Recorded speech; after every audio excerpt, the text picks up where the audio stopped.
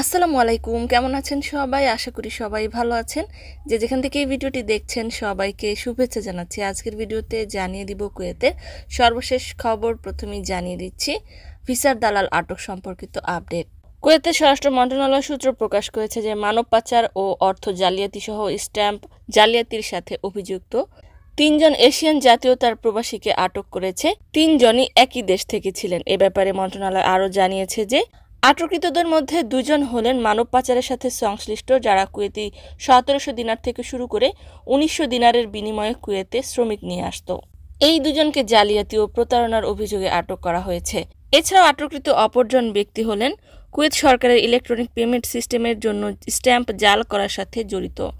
Stamp বিক্রি করার সময় টিপ অফার গ্রহণ করার সময় হাতে নাতে ওই ব্যক্তিকে আটক করা হয়েছিল।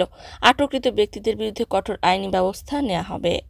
অন্যদিকে স্বরাষ্ট্র মন্ত্রণালয় একটি নতুন আমিরি ডিক্রি জারি করেছে যে স্বরাষ্ট্র মন্ত্রণালয়ের কর্মরত কোনো কর্মচারী অর্থাৎ পুলিশ বিভাগ থেকে শুরু করে গোয়েন্দা বিভাগ, তদন্ত বিভাগ, এমনকি প্রশাসনের যে কেউ কোনো ধরনের পুলিশি পোশাক, মন্ত্রণালয়ের পোশাক পরিধান করে, কোনো লোগো পরিধান করে কোনো ধরনের ইলেকট্রনিক মিডিয়া, প্রিন্ট মিডিয়া, এমনকি সোশ্যাল মিডিয়াতে অংশগ্রহণ করতে পারবে না স্বরাষ্ট্র মন্ত্রণালয়ের অনুমতি ব্যতীত।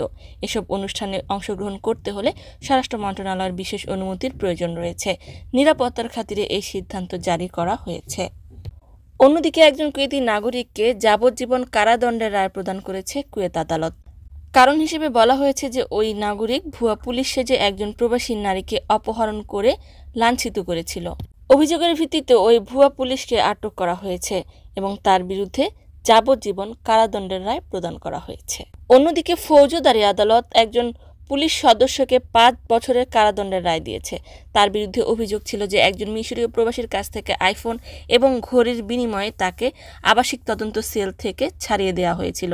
ওই পুলিশকে প্রাথমিকভাবে চাকরি থেকে বরখাস্ত করা হয়েছিল। অতঃপর ফৌজদারি আদালত তাকে 5 বছরের কারাদণ্ড সহ 2308 দিনার জরিমানা করেছে। জানিয়ে দিচ্ছি 2টি কমেন্টের উত্তর। একজন কমেন্ট করেছেন, যাদের আকামা ব্লক করা হয়েছে কুয়েত সরকার থেকে, তারা কুয়েত থেকে দেশে চলে গেলে পুনরায় কুয়েতে ফিরতে পারবে কিনা। যাদের ব্লক করা রয়েছে, ফিঙ্গারপ্রিন্ট থাকলে তারা কুয়েতে পুনরায় ফিরতে পারবে না। আরেকটি কমেন্ট হলো, যারা খাদেম ভিসাধারী রয়েছে তারা একবারে দেশে চলে গেলে পুনরায় কুয়েতে কবে ফিরতে পারবে। যদি খাদেম সায়েক হয়ে থাকেন তবে 2 বছর পর কুয়েতে ফেরা ভালো হবে। আর যদি সাধারণ খাদেম হয়ে থাকেন তবে তাৎক্ষণিকভাবে চেষ্টা করতে পারেন। সম্মানিত ভিউয়ার্স, আজকের মতো এই ছিল আপডেট। পুরো ভিডিওটি দেখার জন্য ধন্যবাদ। এই ধরনের ভিডিও পেতে চাইলে ইউটিউব চ্যানেলটিকে সাবস্ক্রাইব করে দিবেন, ফেসবুক পেজটিকে লাইক এবং ফলো করে দিবেন যারা পূর্বেই করেছেন। সবাইকে ধন্যবাদ। আজকের মতো বিদায়।